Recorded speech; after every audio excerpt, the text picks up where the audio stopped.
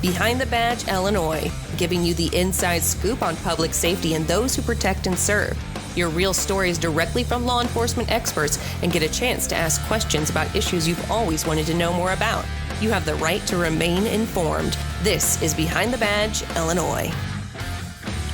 Welcome to another episode of Behind the Badge Illinois. I'm David Hochberg, your host. We're going to be talking about unitypartnership.org is the name of the website. We're going to be diving deeper into what Unity Partnership is, how they were founded, what they stand for, what their values are, how they interact with the police department and the partnership that they've created amongst first responders throughout the great state of Illinois. This portion of the show and the entire show sponsored by Team Hochberg, which is me. If you're a first responder looking to purchase a new home, refinance your existing home, we got to get the commercial out of the way. Give me a call, NMLS 136675. All right, let's get into it. I'd like to welcome the president and founder of the organization, Regina Brent, and one of the vice presidents. We have Cheryl on here with us, and of course, Lou Jogman, Chief of Police in Highland Park.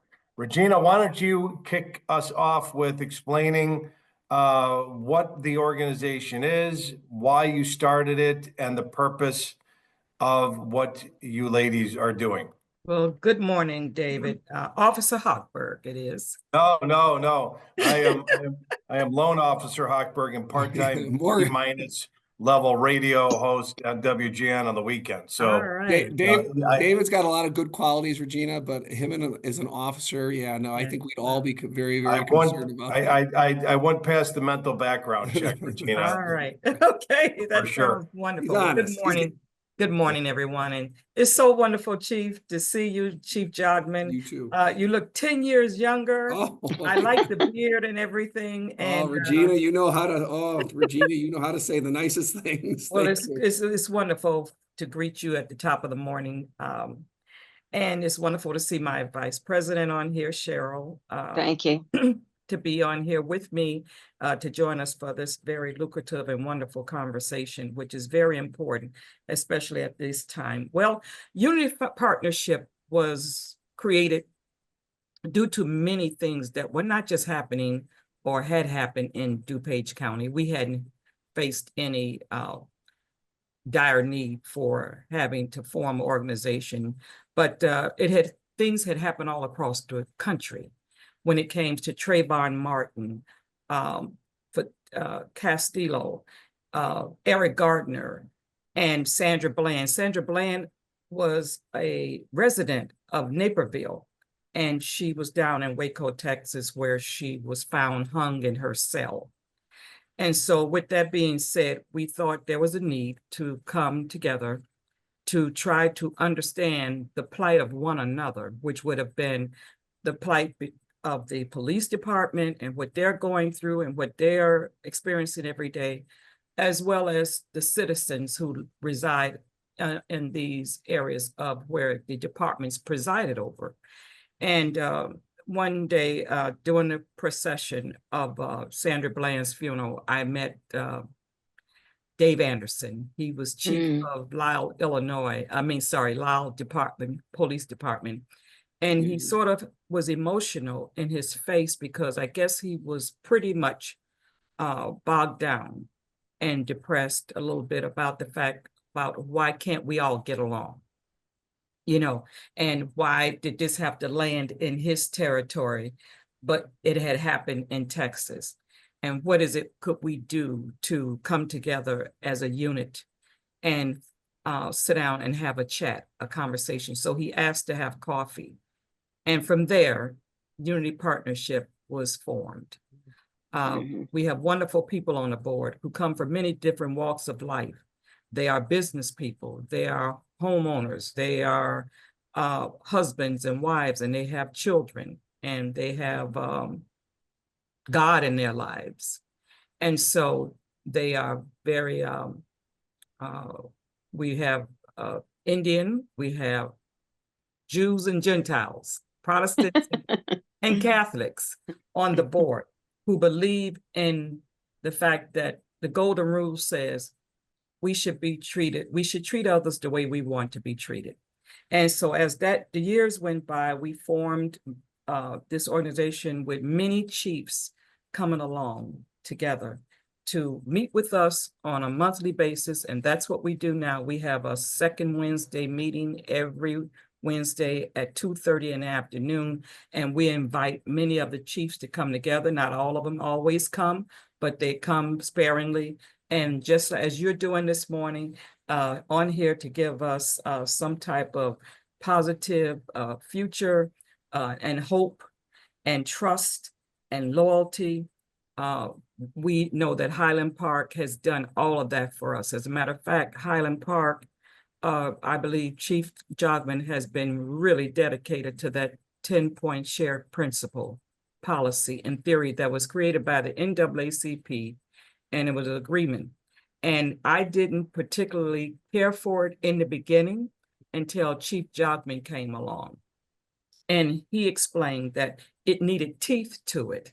It needed to have some action behind it. It needed an action plan for us to be able to come together to put something in order to give back to the community so that the community will understand exactly what's on the police plate. And at the same time, the HB 3653 bill was being formulated. And they all came together, all the chiefs came together with the legislators downstate, where we were pushing for cameras, body cams, where we were pushing for lesser penalties for minor defense offenses. They all came together, and they all came together for the police reform bill. And that came a little later. But in the beginning, we were all able to come together, and the cameras came out, the body cams came out. And because we worked together and because we met several different chiefs like Chief Mitchell Davis, Chief Cunningham, Chief Greg, oh God, I'm getting a blank here, of Darien, Chief Thomas of Darien, and many others came together. We were all able to say, okay, we're all on one accord.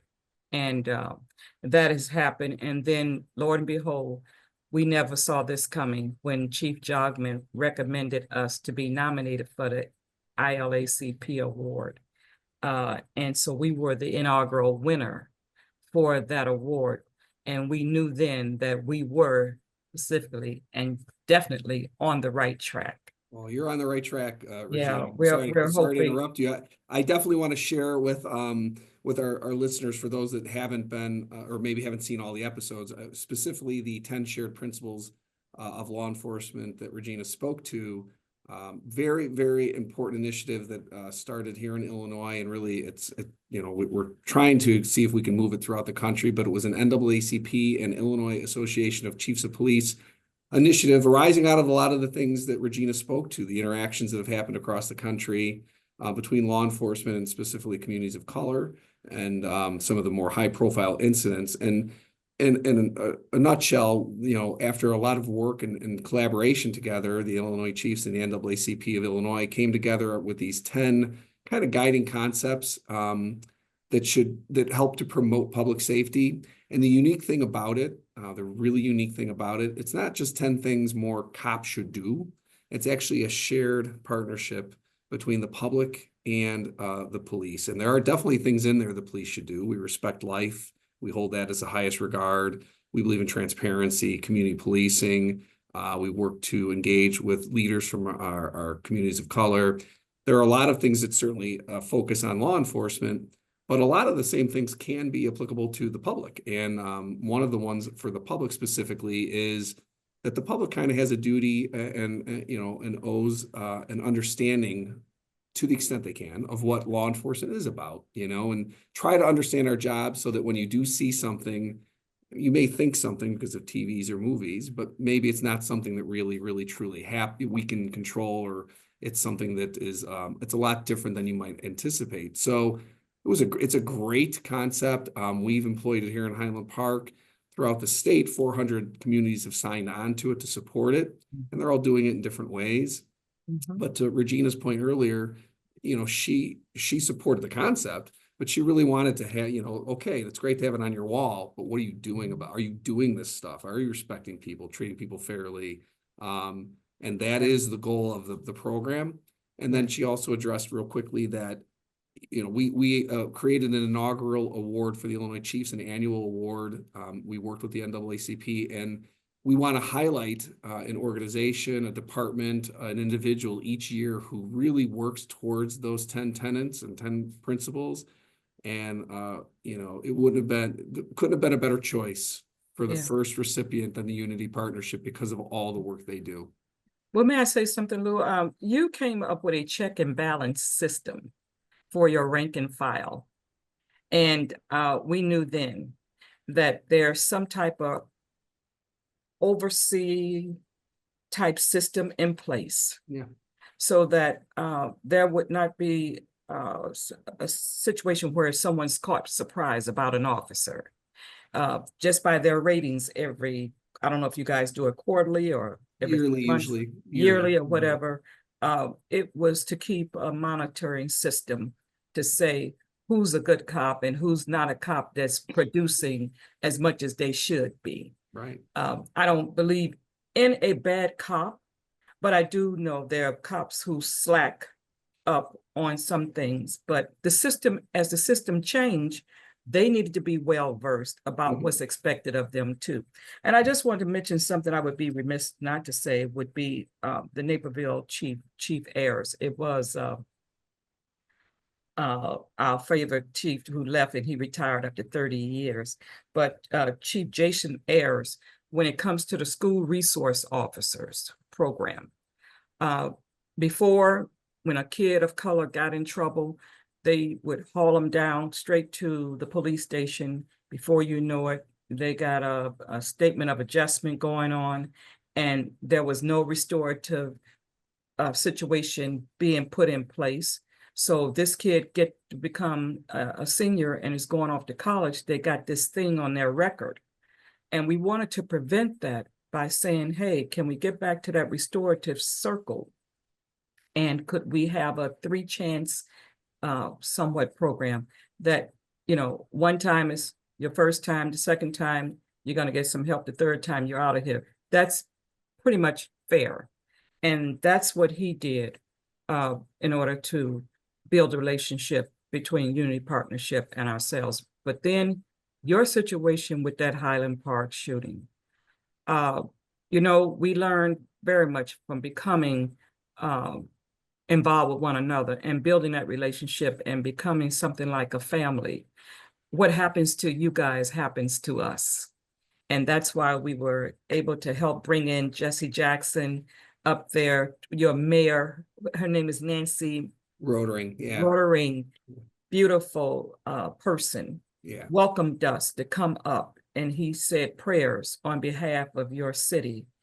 And I was there when that happened. And so we want you to know, and all police officers to know, yes, what happens, especially when it's never justifiable to kill anyone, not on either side. But we have police officers out here today who are good police officers from Chicago all the way out to the I-88 that we feel for, because this mental health situation is now on your plate.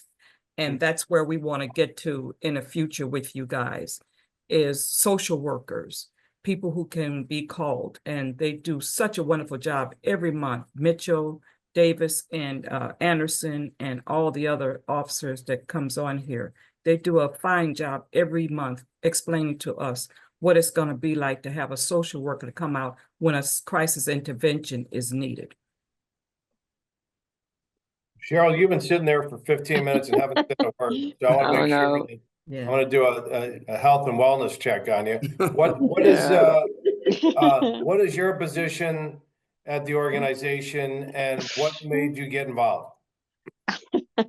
Well, my position hasn't been particularly active recently, but I've known Regina for quite some time, and we used to meet often, and we had a great relationship with, I've forgotten the policeman's name in down near Woodridge. Who was that guy? Cunningham. Yeah, okay. And we love David Anderson too. But I'm not doing a whole lot. I'm just supporting Regina. She knows everything about the organization. And Hey, listen, she's a school teacher, Dave. well, She's yes. very brilliant.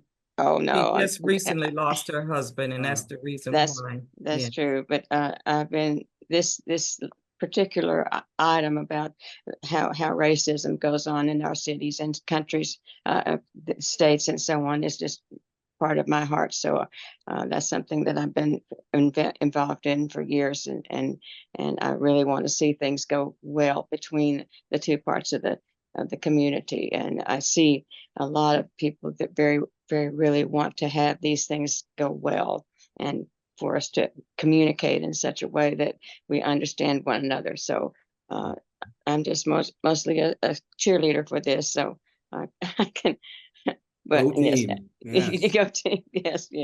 But I've been adored Regina as long as I've known her, and she's an amazing woman, and she does a lot of neat things, and she knows how to do this. So we've done a number of different projects with her. We do the Christmas uh, uh, shopping with the cops thing. Remember Mhm. that one? And with that, we Yes. did that a number of times. That was kind of a fun thing to do. Mhm. And there are other things that Yeah.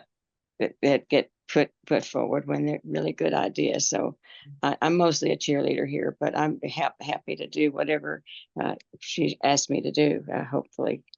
And Cheryl, you and Lynn have taken some of these very teams that you've met through doing Unity Partnership, and you've hired them. Tell them about the program you had on a yearly basis where you hire them for. Oh, yes, we have our church is sponsoring us an internship program for high school students in the summertime, and we've done that for 6 years now in the summers, and we put some high school students into various community businesses and places where they have a good time, and they get to interact with community people, and it's a wonderful thing. They've loved it. And we're going to be doing it again this year. We just pick up and sponsor these 25 or so kids every summer to take place in various types of community and entities. And it's a very, it's one of the things that I do the most of. And Chief Jogman, you wanted to try to kick off something with kids because in the past we have done shop with a cop, as she said. We have done backyard parties with the police. We have done bowling events. Remember those, Cheryl? I've never been to the bowling, but Yeah, because I don't bowl, we've but done. I'm No, sure you did. Cheryl Yeah. would be caught in there with the bowling Yeah. thing, and the police departments have shown up and bowled with the kids and things like that. I think what you mentioned about your staff that's going to have lesser people coming because of retirement. And we're trying to focus now on how can we get the high schools to have a curriculum that would involve law enforcement. If a kid aspire to want to be a cop, they want to know about law enforcement and things like that, there could be a readiness program. Yeah. I know there's another type of program that's out there, but this would be something that they could gain credits from. David, I always ask, when you walk in a room and you don't see anyone who looks like you, there should be a question: who's missing and why aren't they there? And I think in many of these departments, I shouldn't say many, but a few, because they're getting better, there is no representation of the African-American person on the forces. And I just think if we try to get this curriculum into schools, that those particular children, like my nephews, they saw a problem with police. They didn't try to hate on it or anything like that. They joined the forces to make it better. So my point is, in the future, I'm hoping that law enforcement agencies can help us push this particular idea to get to sit down and talk with myself and Paul Scott regarding these things, because we want to know from here on. And I'm not afraid. I'll move this elephant out of the room. Right now, with this future election that has taken place, the future administration that has taken place, we're not trying to go back on that good old boys club where people were misused at times and things like that. What we want to do is go forward with the brothers and the sisters in blue who has worked diligently, like Chief Jodman and many others, to come forward to say, let's work this out. We want to keep that particular rhythm going. And so with that being said, we're going to have to do fast track work to say that we're going to try to involve everybody at the table to see if we can start making more change than what we have already made before. So what's the biggest pushback that you've gotten from, or have you gotten any pushback? I guess that would be the right, proper way. And if you have gotten pushback from chiefs, how do you overcome that pushback to have that initial meeting to allow them to give you and your organization the opportunity to present what you're offering, right? Which is a handout and not a hand down, and not, to get on the same page and to drive together in the front seat instead of one in the front and one in the back. And how did you have any barriers to drop, or all the chiefs like, yeah, let's meet for a coffee and talk this out? Yeah, so I've only had maybe one chief to say to me, Regina, we keep organizations on the outskirts simply because of political stances. And that is not that's not our approach. The only thing I would say, it's been a reluctancy. I wouldn't say pushback, because they're all open to ideas. It's just that you have to understand nothing changes overnight. And because of the rank and file, the chief may be for it, but it doesn't always mean the rank and file is going to follow through. Right. So you have to sort of, ease your arm out this lion's mouth, simply because the fact remains that they're not always in charge either. It's their mayors sometime, I know this, and it's also their community at times, because we've had police chiefs who said, hey, when we get those calls that it's a Black man walking through the neighborhood, and we get a call saying somebody's trying to break in our house, we ask questions first before we go out and make an approach. So little by little, we're asking them to do more buy-in with us. Help us finance some of these programs that we'd like to do. We'd like to get out there, boots on the ground, and make sure that, COVID, the pandemic stopped a lot of things from becoming touch and go. You couldn't come in contact with people, anything like that. So we are trying to get back out there now to say, hey, listen, let's come up with, as I said to Chief Jodman just now, let's come up with a way that we can get this particular program in the school system with your support. Also, what are you willing to finance? What are you willing to help finance? Because everything we've ever done, we've paid for it. Unity partnership. And in the end, when our chiefs retire, we give them nice and expensive awards for what they're doing, because we want them to know that we appreciate. They took a chance on us. We know that. They took a chance on change. That's not easy when you have been indebted so long for doing things one way. But sometimes they're not cognizant of it, and it's up to us. I blame the citizens. Come forward. If you have a person in your home that has mental challenges, go to that chief and say, hey, this is Ricky Johnson, and he has a mental challenge. And if you see him on the street, here's my number, give us a call. It's on us to do that as citizens, because the police are here to serve us, and they don't know our needs all the time. But when they come in contact and they don't know who you are, then that's on the community as well as it is the police departments. So David, real quick, I just want to add a couple things. Regina, you said something I think really profound. You said that we're taking a chance, on you, but you're taking a chance too. I mean, you're taking a chance on us by making this overture and reaching out. And I think that is really what is so special about your organization. Yes. I think about the example used in Naperville. And had you not reached out, had the relationship, to have that conversation, it wouldn't have happened, right? Yeah. So building the relationships, but you and your organization have taken such a unique approach. And where I can tell you, it's meaningful to officers, and you need to hear it. And I hope you hear it enough, but you probably can never hear it enough. You know, officers do feel sometimes that maybe the community is against them, or they feel it's us versus them. And we can't have that, because we're all in this together. But you reaching out, you, again, you have a good balance. You certainly want accountability, and you want a certain police officers need to be held accountable, but you also support, you do both, which is not necessarily done a No, lot from different organizations. And I know not that very really much. means, right. And I know the officers value that, because they get it. Hey, you can hold us accountable. Boy, you support us too. Okay, I can work with that. And then to your last point, the one I think is you hit on, it's really, really important, is we need to build police departments that reflect the complexion of their community. Mhm. To your point, 100%. So that's why number 9 of the 10 shared principles is we support diversity in hiring our officers. And I agree with you. Whatever we can do to get our young people at least to understand the profession. There are some really good young people out there who want to contribute to their community. Yes. And this is a really good way to do it, to keep your community safe. If you do it Yes. lawfully, honorably, ethically, it's a great career, a great profession. You know, you'll walk away knowing you've really helped keep people safe. And we have young people that want to do that, but to your point, they may not feel comfortable, depending on if they walk into the room or if they don't have advocates like you. But that's, again, what is just incredible about your organization. You are of the people, part of the people.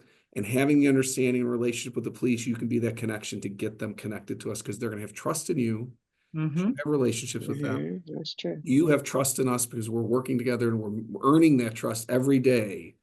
And so like I said, this to me, when we decided to do this podcast, David and I, he'll remember, you know, you were definitely top of mind, the Unity Partnership, that we wanted to expose our state, you know, people that listen to, because you are the model. You are absolutely the gold standard about how this can work and should work. You're not just, you know, again, fans saying, you guys, whatever you do, we support you. No. You definitely need to do the right thing, and we will support you. And I know you've shared with me that when officers have been injured, you've sent them things at the hospital. Yes. You know, so you do. And then when officers have not done things right, you've called it out. I mean, and that, Regina, and that is the gold standard. And if we could get the country and everybody to do what you've done, and you took a chance by reaching out to us and didn't know what the response would be, to David's point, but you did it. And just so proud to know you and your organization. And again, I just, if everybody could be like this, we would have way less problems, for sure. I have a son who's a Black man who travels in and out of here, and a grandson as well. But I'd also be remiss not to mention the fact that the team consists of not only the police department and the citizens, but it also consists of the state's attorneys. Oh, yeah. The state's attorneys that you work with. And Bob Merlin is just an extraordinary state's attorney. He takes out the time to come on our calls every month. You get the videos, I'm sure, every month. I make sure we record them like you're recording this, so that it could be passed on to those. And I get a request from people I don't even know saying, may I review this video? Because your work is just not staying here on this Zoom. I put that video out, and it can be transferable to anyone to see the work that the police departments are doing. Also, we have been honored to have, at that time, Deputy Larry Snellings from Chicago on our calls every month. And he was able to give us some type of productive directions on how to deal with the community from Chicago all the way out here to western suburbs. And now he's the superintendent of police in Chicago. And I tell you, I don't, his job is very, very heavy. I send him our condolences regarding his officers that are being killed on, like, look now, a monthly basis. And we have attended those funerals. You can't do enough to try to build relationships for the sake of the greater good. It's all about the greater good, because all of us have children and all of us have families, and we never know when our children are going to run into the law, not knowing who they are. They may tell them who they are, but it doesn't matter, just as long as they are being treated. I said, it doesn't matter if you stop me in a traffic stop. It's how you leave me when it's all said and done. Do you leave me with my dignity, self-respect? Because I'm going to acknowledge possibly what I've done, which I'm wrong. And if I don't, it's okay. But as long as I'm being left with my dignity, I can respect the fact of being stopped at any time. Lou, I got a question for you. You and other chiefs get solicited, get calls, get by organizations all the time, right? So how do you guys and the men and women chiefs differentiate organizations like Regina's and Cheryl's from other organizations? Because there's only so many time, I hours in the day. You've got staff meetings, you've got 400 things going on, right? Somebody's knocking off the 7-Eleven around the corner, all the crazy stuff's going on. How do you, as a chief, decipher great organizations like Regina's and Cheryl's from other organizations that are just in it to get for other nefarious means, other than what Regina and Cheryl and the board of Unity Partnerships trying to accomplish? It's a great question, and you're absolutely right. There are a lot of folks out there. I would say, just like in the police world, most are very good and well-intentioned and want good things. There are some that, maybe self-serving, and you have to try to figure that out. I think an easy answer is this, and I was thinking about it as we've been talking. It is really, words are one thing, deeds are another. And you can see in the partnership that their deeds speak for themselves. There are a lot of people, again, that are well-meaning. They really do want to contribute, and maybe they talk and think of things to do and want to do things. But taking that talk and moving it into action is really what differentiates a great organization. And when I think of all that Regina and her crew have done over the years, the actual action, and they've sustained it, they've been doing it and growing it over the years, then you've got, again, a gold standard program. If you go to their website, and again, want to make sure everybody knows it, it's unitypartnership.org. Mm-hmm. You will see a litany of things that this organization is doing, all for the betterment of the community, the partnership, the relationship. I know Regina has story after story, like the one from Naperville. Their action is what differentiates them from other people, again, who are well-meaning. They want good things. They just don't maybe either know how to organize it well or can't get it going. But that really speaks to, and that's why I'm just so impressed and proud to know and work with the Unity Partnership, because they have taken, again, well-intentioned ideas, and they have just really pushed through. They've grown the program, they've grown the partnerships. And again, I think you can see Regina and you can see Cheryl and you can hear from them. They're passionate, they're sincere, they're reasonable, and those things all come together. And that's what I think resonates, certainly on my end. I mean, you get to be a pretty good student of people in law enforcement and can be read people generally. And just in working with them and the people I've worked with at the Unity, I know they're just sincerely good people, but yet again, hold accountable. They're not just people who are saying, yeah, you can do no wrong. We love the police. That's not it. We don't need that. We don't want that. We want to have good partners who hold us to account, just like in a marriage and a relationship, you want to have all that. And that's what this group produces, but yet they do support, as you can hear, when they get the pain we feel when we lose an officer. And I think the feeling is mutual on our end when one of these big events happen. We've had them happen in Illinois and throughout the country. We feel the pain, and we feel it because we now have personal relationships with people from that community, and it does make it more personal, and that's what's needed. And then I do want to throw this in. Regina's spot on. If you can't just have the chiefs buy in. I've got 60 officers. I can be having this conversation with you and none of them could care or not. It's not going to work. It has to be taken top down through the bottom. And that's why here in Highland Park, and I know a lot of agencies are working to do this, our framework is the 10 shared principles, which really addresses all the things we're talking about. And it is pervasive through the organization. It's in our policy, so you're held to it. It's not just something hanging on a wall.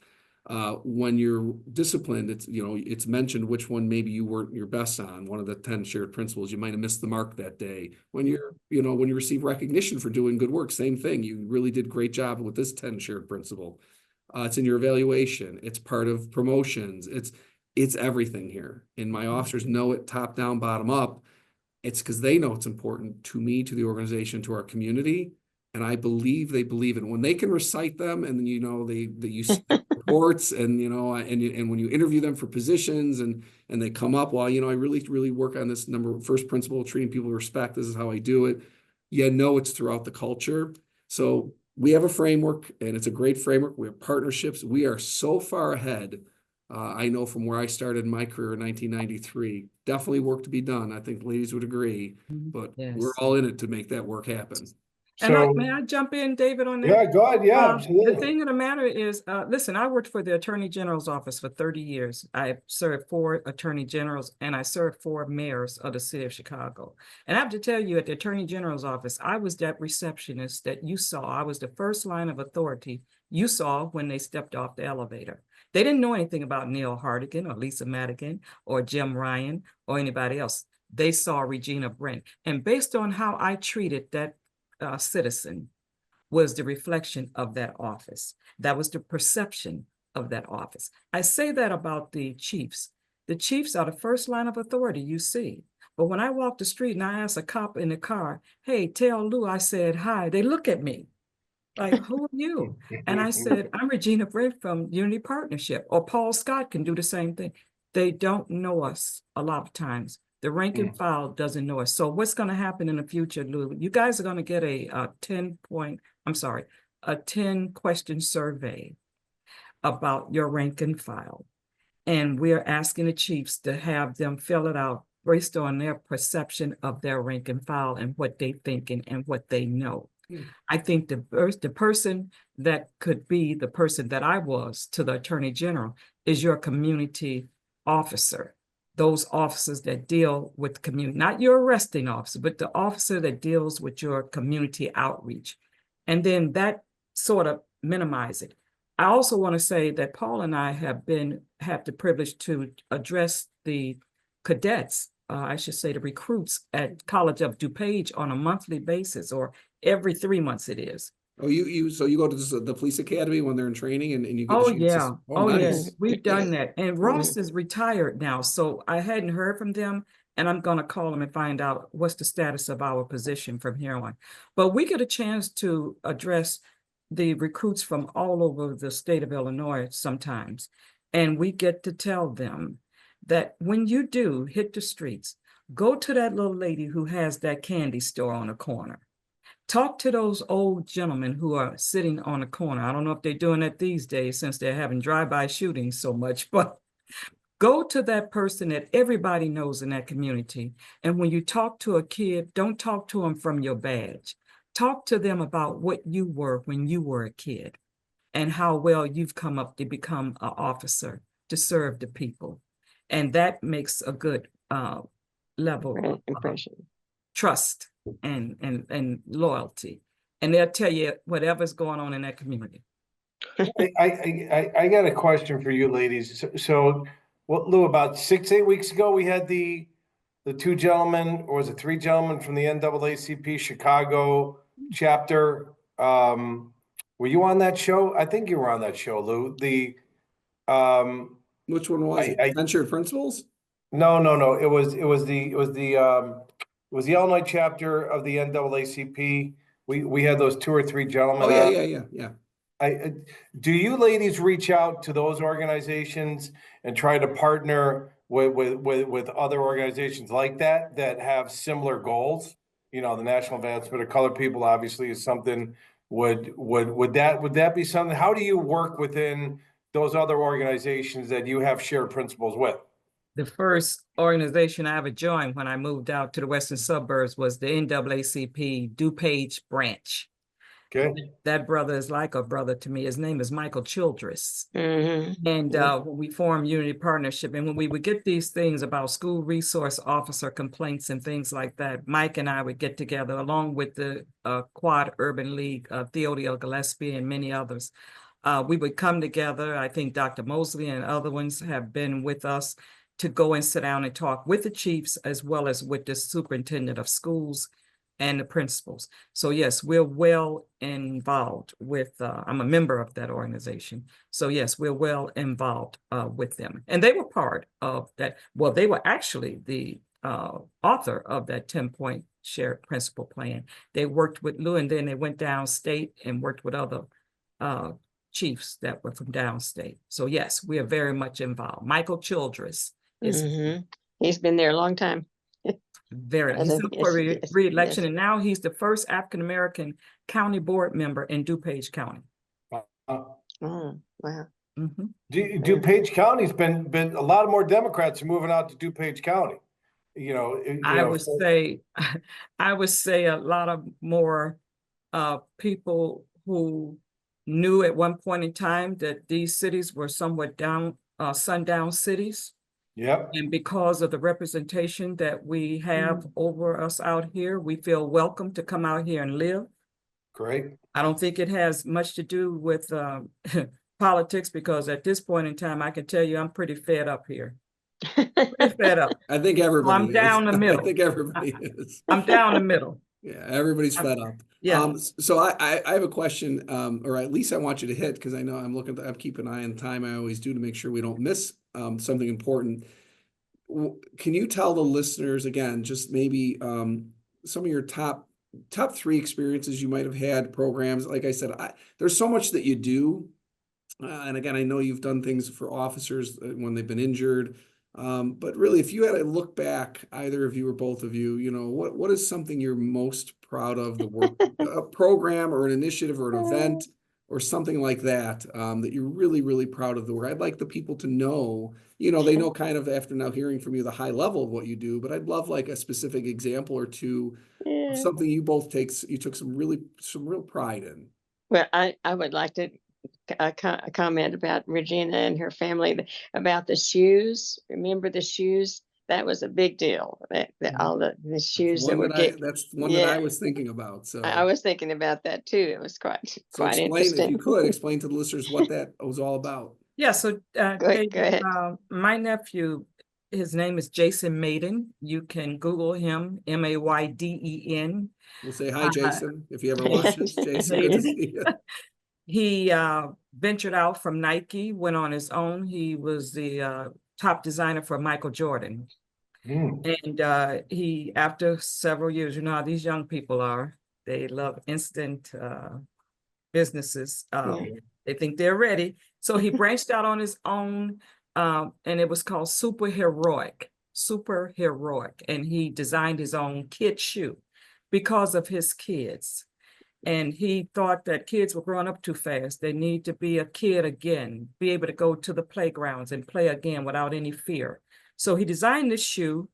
And of course, the pandemic was hitting tough.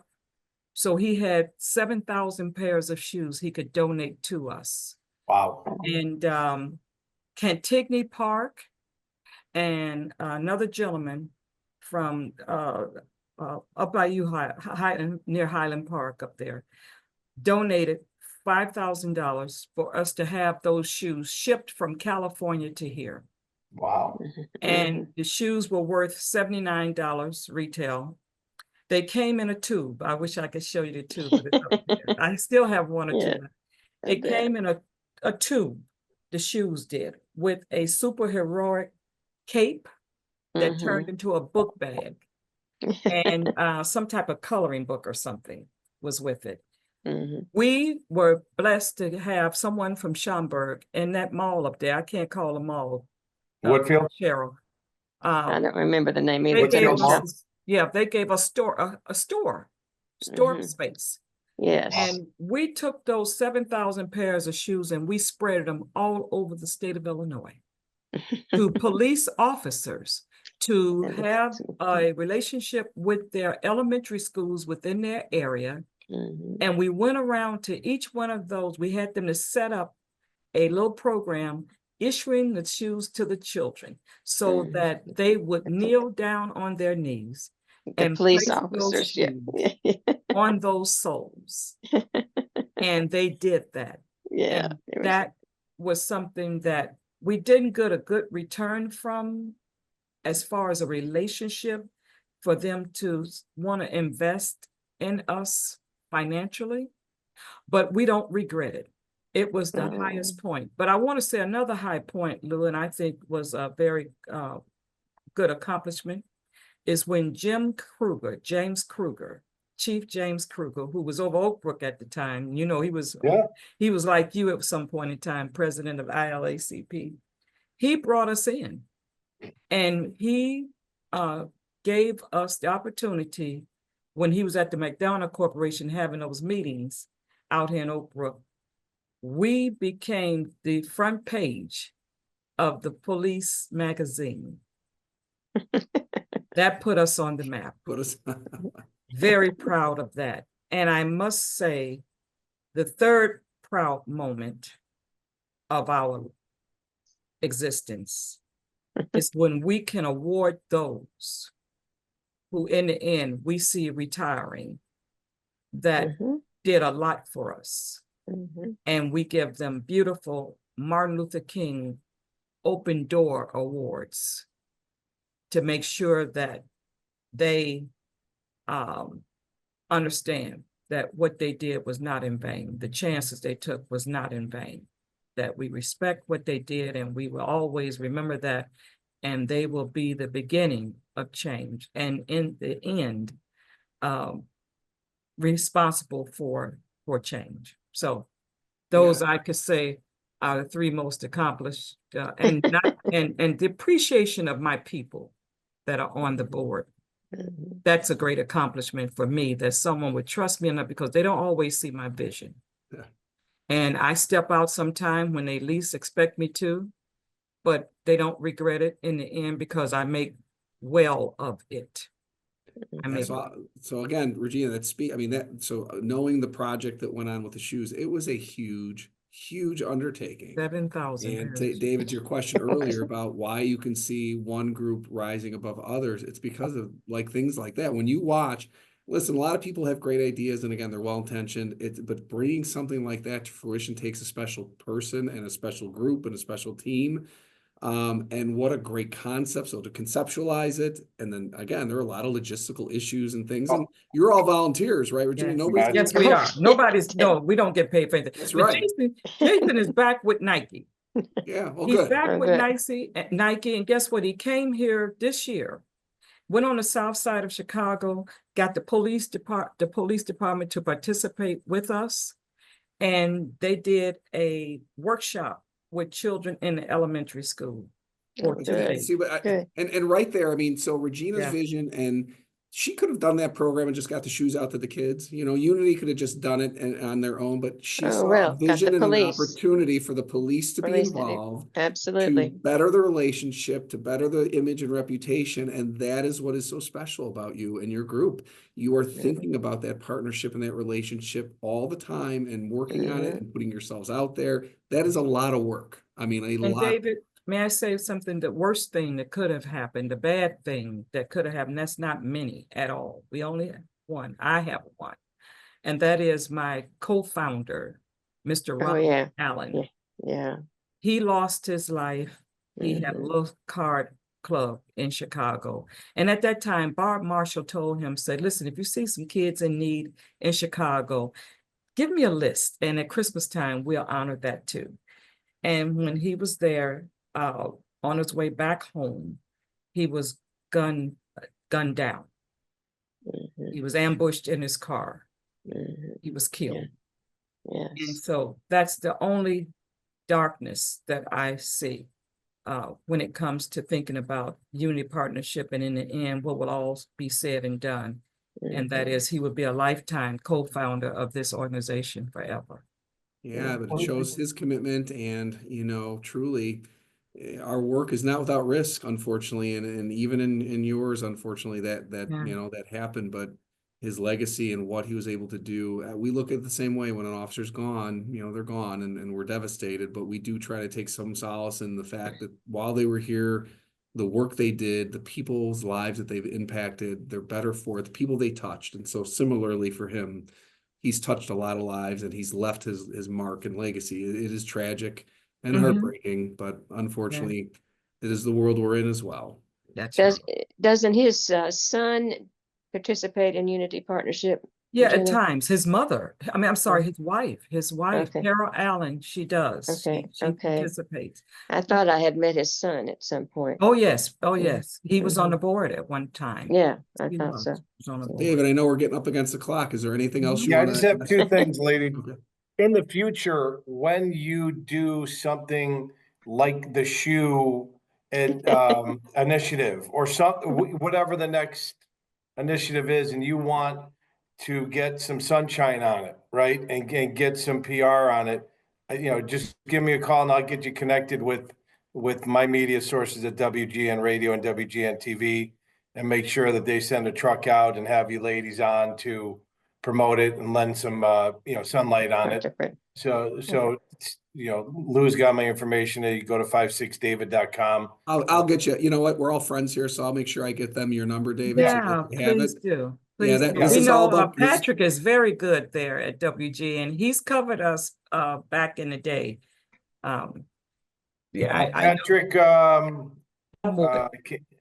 who? Is it Elmwood? Yeah. Patrick Elwood. Co-host? Yeah. Southside he guy, knows us. right? He came from Mount Greenwood area. I think he was. Yeah. Yeah, but if you want to get on WGN radio and get a little Okay. sunshine on the radio aspect of it, Patrick's great. He's from the South Side. TV My side. sales rep and him grew up together, and I think went to the same high school. It's all the South Side Mhm. Irish. There's like 2 degrees of Yes, separation. yes, from he's everybody big else. on getting that Irish haircut every year for. Yep.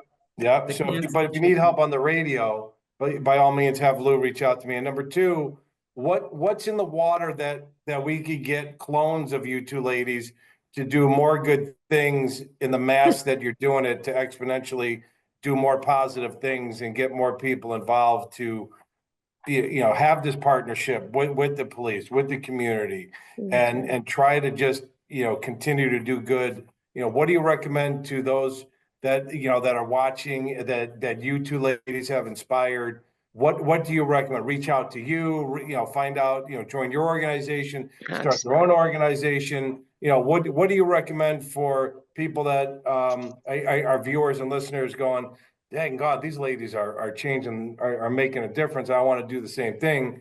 What do you recommend that our listeners do to get a hold of you or start up their own type of organization? So again, my name is Regina Brent, and you can reach me at Regina, REGINA .Brent, BRENT @unitypartnership.org.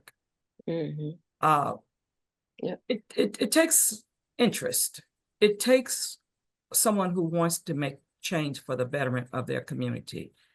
It takes you to want to know who's serving and protecting you, because that's very important. I recommend that people go to their police departments and extend their hand and say, hello, Chief this one or Chief that one.